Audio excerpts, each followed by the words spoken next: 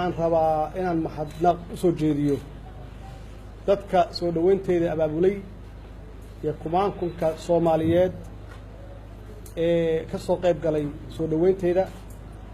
iyo ciidamada qalabka sida oo runtii door fiican ka ciyaaray sidii nabadgelyo u sugi lahaayeen iyadoo aysan waxba ka dhicin incident ah aad iyo aad aan ugu mahadnaqayaa qof kasta oo ka soo qayb galay soo dhaweynteeda waxaan halkan u imid oo aan fursad idin siinayaa inaan ahay maanta laga bilaabo murashax u taagan xilka madaxweynaha jamhuuriyadda federaalka Soomaaliyeed tartanka dhici doona maalmaha soo socda hadduu eebba yiraahdo barnaamijkayga siyaasadeed iyo waxqabad iyo wixii la mid ah gadaal yaan ka shaacin doona hadduu eebba yiraahdo waxaan rabaa fursaddan inaan uga faa'iidaysto waan rabaa baaq inaan diro ku saabsan arrimaha abaaraha waxaan ognahay in abaar dheer ay dalka ka jirto dad iyo xoolo badanna ay ku baaba'een waxaan rabaa inaan ganacsatada Soomaaliyeed iyo guud ahaan ummadda Soomaaliyeed iyo beesha caalamka aan ugu baaqo inay gacan ka geystaan sida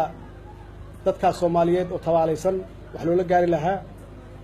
ilaahna waxaan ka baryaynaa inuu dhibkaas iyo culayskaas ka dulqaado waxaan kaloo rabaa inaan fursaddan uga faa'iidaysto aan ugu hambaliyeeyo ciidanka booliiska Soomaaliyeed iyo qoysaskooda bacdama maanta ay tahay ama ay u dabaaldegayaan sanad guuradii 73aad ee ka soo wareegtay aasaaskii ciidanka booliiska Soomaaliyeed waxaan ugu mahadcelinayaa sida hagar la'aanta ah ay ugu huraan maalin walba naftooda si dalkan ay xasilooni siyaasadeed ama xasilooni nabadgelyo ay u keeni lahaayeen mar walbana waxaa la rabaa inaan la iloobin aan xasuusnaano sida geesinimada leh ee shacabka ay u difaacaan waxaan rabaa oo kale inaan halkan uga faa'iidaysto inaan u hambaliyeeyo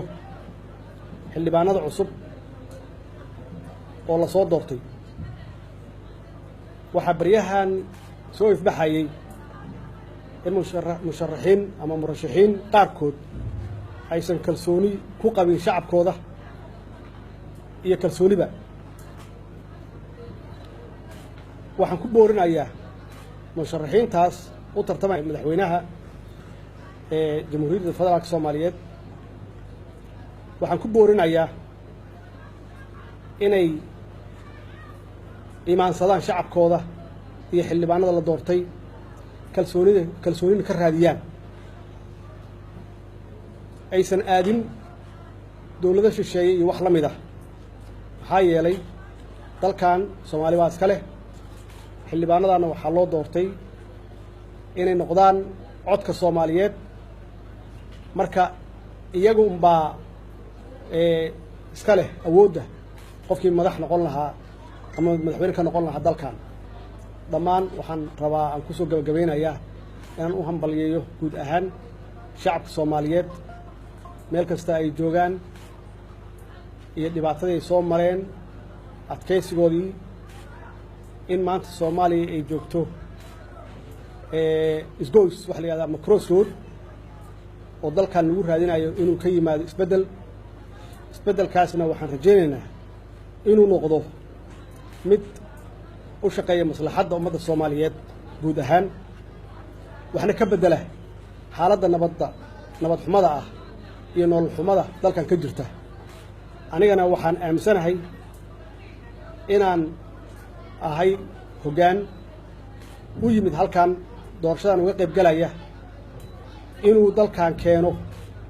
nabad waarta iyo nolol wanaagsan oo qof walba oo Soomaali ah uu ka faa'iideysto waa mahadsantihiin